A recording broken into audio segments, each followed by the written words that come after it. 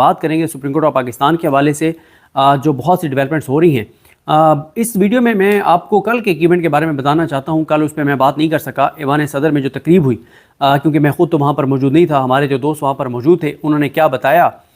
کچھ جو انہوں نے آن ریکارڈ باتیں کی ہیں وہ میں نے ان کے پوائنٹس لکھے ہوئے ہیں، وہ میں آپ کو آن ریکارڈ بتاؤں گا، اور جو آف کیمرہ بات تھی وہ میں آپ کو یہ تو نہیں بتاؤں گا کہ کس نے کیا بات کی، کس شخصیت سے کیا بات ہوئی، لیکن اس کا آپ کو لب لباب سارا بتا دیتا ہوں۔ دیکھیں، ایک تو آپ کو میں ان کے پوائنٹس بتانے سے پہلے کہ کس نے کیا بتایا، یہ بات بتا دوں کہ ججز نے فیصلے کر لیے ہیں کہ نہ تو کوئی استعفیٰ دے گا، نہ کوئی اپنی آئینی اور قانونی پوزیشن سے پیچھے ہٹے گا، نہ ہی کوئی اپنے حلف سے پیچھے ہٹے گا، اور ججز نے یہ فیصلہ کیا ہے کہ ڈرنا نہیں، لڑنا ہے۔ اور لڑنا کس کے لیے ہے؟ آئین کے لیے، آئین کی بحالی کے لیے، آئین کی فراہمی کے لیے، انسانی حقوق کی فراہمی کے لیے، عدلیہ کی بحالی کے لیے، عدلیہ کی آزادی کے لیے، 25 کروڑ پاکستانیوں کے لیے۔ تو یہ فیصلے کر لیے گئے ہیں، اور حکومت کے لیے کل سب سے بڑا جو حکومت کے لیے ایک جھٹکا تھا وہ یہ تھا جب مناظر سامنے آئے کہ جسٹس منیب اختر صاحب جو ہیں وہ جسٹس یحییٰ آفریدی صاحب کی تقریب حلف برداری میں موجود ہیں، کیونکہ حکومت کا یہ خیال تھا کہ منیب اختر صاحب اور یحییٰ آفریدی، منیب اختر صاحب اور منصور علی شاہ صاحب کو کیونکہ سپر سیڈ کر دیا گیا ہے، تو یہ دونوں اب یحییٰ آفریدی صاحب کے ساتھ نہیں چلیں گے۔ اور اب مجھے اس بات کا جو ہے وہ امکان بڑھتا ہوا نظر آ رہا ہے کہ یحییٰ آفریدی صاحب نے جو چیف جسٹس بننے کی آفر قبول کی ہے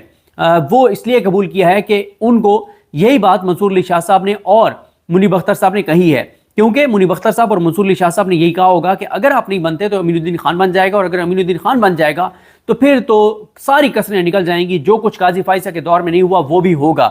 تو اس لیے یحییٰ آفریدی صاحب نے یہ آفر قبول کی۔ حکومت کے لیے بہت بڑا، پہلے یہ سب سے ایک حیران کن تھا، حکومت یہ سمجھ رہی تھی کہ یحییٰ آفریدی صاحب نہیں بنیں گے، جب وہ نہیں بنیں گے تو ہم امین الدین خان صاحب کو بنا دیں گے، اور پوری تیاریاں مکمل تھیں، لیکن انہوں نے آفر ایکسیپٹ کی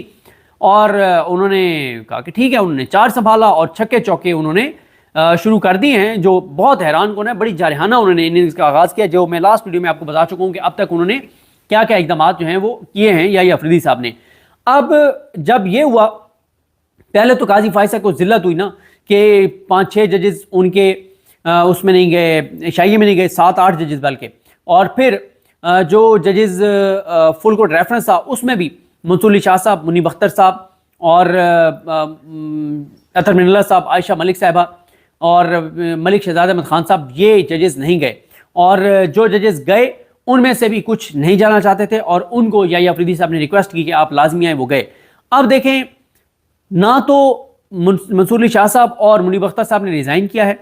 اور نہ ہی وہ یحییٰ آفریدی صاحب سے ناراض ہیں، بلکہ وہ یحییٰ آفریدی صاحب کے ساتھ شانہ بشانہ کھڑے ہیں، ان کو سپورٹ کر رہے ہیں۔ اور آپ دیکھیں گے کہ سپریم کورٹ کے کیسز کے بیک لاگ کو کم کرنے کے لیے سب سے زیادہ جو ججز کردار ادا کریں گے وہ منصور علی شاہ صاحب اور منیب اختر صاحب ادا کریں گے۔ کیوں؟ کیونکہ ان دونوں ججز کو پتہ ہے کہ اگر یحییٰ آفریدی صاحب نے ہمیں اتنی رسپیکٹ دی ہے کہ یحییٰ آفریدی صاحب نے مطلب منیب اختر صاحب کو کمیٹی میں واپس لیا ہے، فل کوڈ میٹنگ بلائی ہے، یہ ساری چیزیں کرنے جا رہے ہیں، تو وہ بھی یحییٰ آفریدی صاحب کو فل سپورٹ کریں گے۔ اس لیے نہیں کہ آگے چل کے شاید یحییٰ آفریدی صاحب 26ویں آئینی ترمیم کا کیس لگا دیں اور وہ اڑ جائیں اور منصور علی شاہ صاحب بن جائیں، بالکل نہیں، صرف اس لیے کہ عزت دو گے، عزت لو گے، کیونکہ یحییٰ آفریدی صاحب رسپیکٹ دے رہے ہیں منصور علی شاہ صاحب کو، اور یحییٰ آفریدی ان کو منیب اختر صاحب کو، تو وہ بھی عزت دیں گے۔ اور دیکھیں،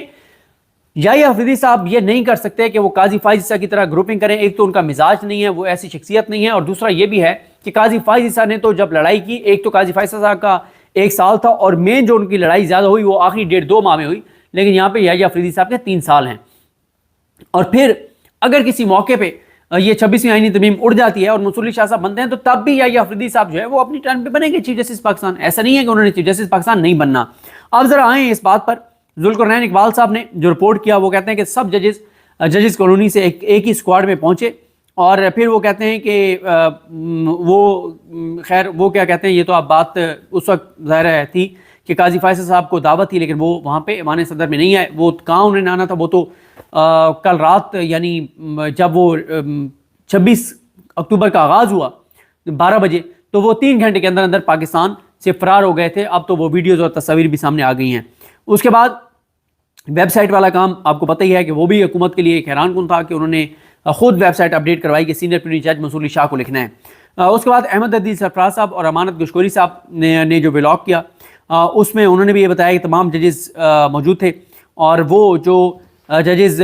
फुल कोर्ट में नहीं आए थे, यानी मुनीब अख्तर साहब, आयशा मलिक साहबा, अतर मिनल्ला साहब, मलिक शहजाद साहब, वो मौजूद थे वहाँ पे, और मंसूर अली शाह साहब तो क्योंकि पाकिस्तान में नहीं थे। और इसी तरह से हाई कोर्ट के वो जजेस जो काजी साहब के शाही में नहीं आए थे वो वहाँ पर मौजूद थे, ख़ास तौर पे मोहसिन अख्तर कियानी साहब वो वहाँ पर मौजूद थे। और ये भी एक मैसेज होता है, मोहसिन अख्तर कियानी साहब का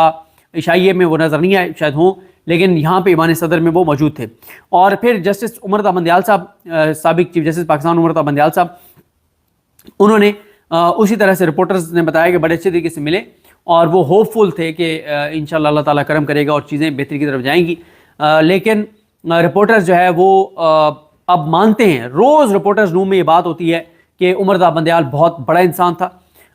उसके साथ सहाफ़ी ने बहुत ज़्यादती की, बहुत गलत किया, बहुत नेगेटिव बातें उन पर की, लेकिन कभी उन्होंने वो काम नहीं किया था जो काजी फायसा ने किया। वो बड़े दिल के बंदे थे और आला हज़ार इंसान थे और उन्होंने बहुत कुछ किया, और जो वो नहीं कर सके उस वक्त काजी फायसा ने जो ग्रुप बनाया हुआ था जिसमें मंसूर अली शाह साहब भी शामिल थे, उसी ग्रुप ने सुप्रीम कोर्ट को कमज़ोर किया था और उस वक्त मंसूर अली शाह साहब काजी फायसा के साथ खड़े थे, और इसलिए बहुत कुछ उमर रज़ा बंदयाल साहब जो करना चाहते थे नहीं कर सके थे। और वैसे मैं आपको बताऊं कि देखें ना कितनी एक पिछले 2 साल में जो तबाही और बर्बादी मुल्क के साथ फेरी गई, कि अब आप देखें कि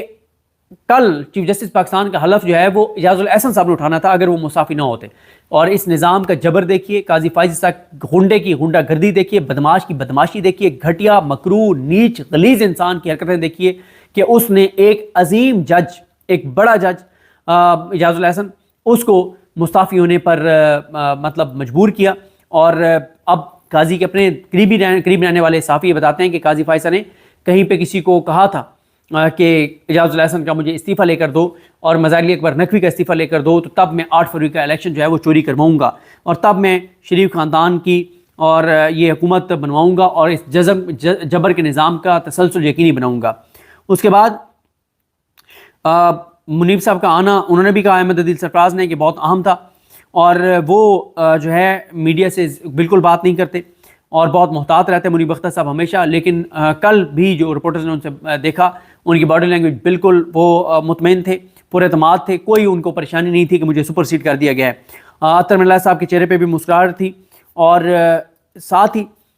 एक जज से पूछा गया कि आप कल क्यों नहीं आए, तो उन्होंने कहा कि मंसूर अली शाह साहब का ख़त तो आपने पढ़ लिया होगा। उन्होंने कहा तो उनका ख़त है, तो उन्होंने कहा वो उनका सिर्फ ख़त नहीं है, वो हम सब का ख़त था, हम सब का ख़त उसको समझा जाए। और फिर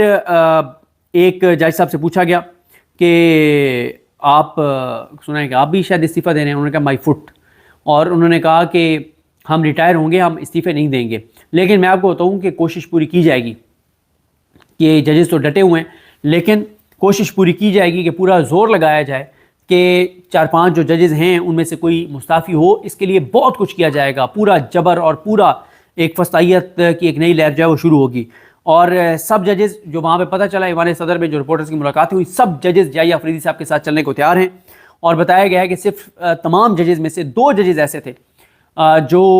अपनी 1.5 इंच की मस्जिद बनाकर और वो साइड पर खड़े थे, बाकी सब जजेस इकट्ठे थे। और इवन के काजी फाइज ईसा के करीब रहने वाले 2 जजेस ने भी एक तासुर दिया कि काजी इज़ हिस्ट्री नाउ, और अब हम याहिया अफरीदी की तरफ देखेंगे और हम याहिया अफरीदी के साथ चलेंगे। और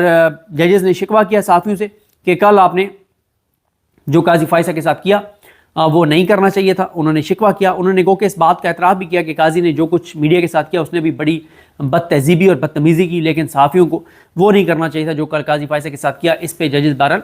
उन्होंने अपने तहफ़्फ़ुज़ात का इजहार ज़रूर किया। उसके बाद कमर मेकन ने जो वीडियो में, वही ज़ाहिर है एक जो बात सोशल मीडिया पर भी हो रही थी कि उन्होंने याहिया अफरीदी साहब ने बिस्मिल्लाह से, जब सिर्फ बिस्मिल्लाह से शुरू किया इसने आसिफ अली ज़रदारी ने, तो याहिया अफरीदी साहब ने औज़ बिल्लाह भी पढ़ा। और ज़ाहिर है आपको पता है औज़ बिल्लाह कब पढ़ा जाता है, जब आप शैतान से पनाह चाह रहे हो। और कमर मेकन के बकौल उन्होंने औज़ बिल्लाह इसलिए पढ़ा कि वो पनाह मांग रहे थे उन शैतानों से भी जो चाहते हैं कि उनके हक़ में जो है वो फ़ैसले दिए जाएँ। उसके बाद बड़ी अहम बात ये थी जो मरीम नवाज़ खान साहिबा ने फ्राम कोर्ट रूम नंबर 1 में बताई कि जब काजी फायसा साहब की तकरीबी हलफ बर्दारी हुई थी तो उसमें काजी फायसा साहब जो है वहाँ पे मौजूद रहे थे, और आर्मी चीफ़ और दीगर जो मुसल्लह अफवाज के सरबराहान हैं वो भी मौजूद रहे थे, और काजी साहब भी वहाँ पर मौजूद रहे थे काफ़ी देर। लेकिन याहिया अफरीदी साहब ने हलफ उठाने के बाद सीधे गए, अपनी वालदा से मिले اور واپس آ کے اور نکل گئے. انہوں نے کوئی وہاں پہ تصویریں نہیں بنوائیں, کوئی ملاقاتیں نہیں کی. یہ کہنا ہے مریم نواز خان صاحبہ کا. تو دیکھیں جی, یہ اب بات طے ہو گئی ہے کہ ججز نے یہ کہہ دیا ہے کہ ڈرنا نہیں لڑنا ہے, استعفے نہیں دیں گے, مزاحمت کریں گے, اور آئین اور قانون